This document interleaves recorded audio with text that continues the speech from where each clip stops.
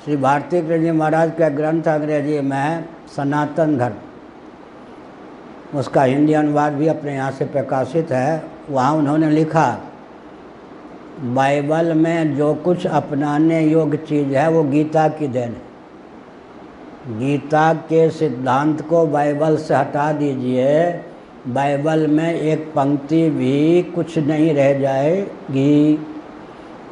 बहुत अच्छा उदाहरण है। पहली बार बुश राष्ट्रपति हो गए थे, दूसरी बार राष्ट्रपति होने वाले थे, एक ऐसा वाक्य बोल दिया, हमको लगा कि पूरा क्रिश्चियन तंत्र पे टूट पड़ेगा, कोई नहीं टूटा।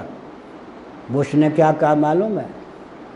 हम जन्मजात क्रिश्चियन हैं, बाइबल में हमारी पूर्ण आस्था है, लेकिन सृष्टि के बारे में जो बाइबल की मान्यता है उससे बिल्कुल हम सहमत नहीं हैं। लो, हो गया ना। वैज्ञानिक कसौटी पर भी कितने सेकंड बाइबल टिके।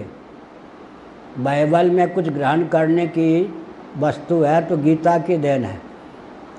गीता का सिद्धांत बाइबल से ले लो तो दार्शनिक बात तो कुछ है नहीं। सृष्टि की संरचना के बारे में तो मैं तो कुछ नहीं बोल रहा हूँ, बुश ही कह चुके कि मैं जन्मजात क्रिश्चियन हूँ, बाइबल को मानता हूँ, लेकिन बाइबल में सृष्टि की मान्यता बिल्कुल स्वीकार करने योग्य नहीं है। वैज्ञानिक जगत ने उसको फेल कर दिया।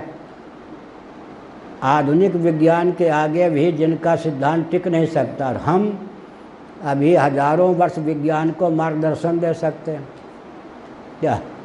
विज्ञान को अभी मार्गदर्शन दिशा देने की क्षमता सनातन सिद्धांत में है। अब वो तो विज्ञान के सामान्य सिद्धांत के आगे भी टिक नहीं सकते। दूसरी बात है कि अगर ईसा मसीह के मार्ग पर चलते तो हिंसा का मार्ग क्यों अपनाते? अगर छात्र धर्म हमारे यहाँ होता, ये क्रिश्चियन तंत्र क्या होता है? बौद्धिक धरातल पर वो कूटनीति के मर्मज्ञ होते हैं, सेवा के नाम पर वो अंत में सेना का रूप धारण कर लेते हैं। और तीसरा क्या है? धन के नाम पर। तो ब्राह्मण क्षत्रिय वैश्य अगर अपने दायित्व का ठीक ठीक निर्वाह करते और शुद्ध सेवा का प्रकल्प चलाते तो क्रिश्चियन कहाँ से होते? क्या कोई हो ही नहीं सकता था।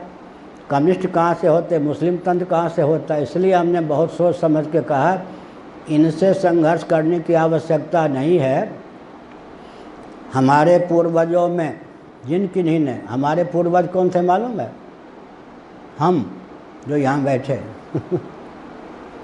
जो कैवल्य मोक्ष नहीं प्राप्त कर चुके, वो जीव फिर जन्म लेते या नहीं? हम लोग उन्हीं में हैं या नहीं? जब हम कहते हमारे पूर्वज ऐसे थे, ये ध्यान नहीं जाता कि उस समय हम ऐसे थे क्या? इस समय जितने प्राणी हैं वही तो कल 1 लाख वर्ष पहले हमारे पूर्वज थे, हम ही थे ना। हमारे पूर्वज 1 अरब में, 1 करोड़ वर्ष में कोई एक मुक्त होता है, तो इसका मतलब हमारे पूर्वज भी हम ही थे। आज इस रूप में है, कभी किसी और रूप में थे। तो सनातन सिद्धांत को समझने में, उसके अनुपालन में जो प्रमाद हुआ, उसी ने इन तंत्रों को जन्म दिया।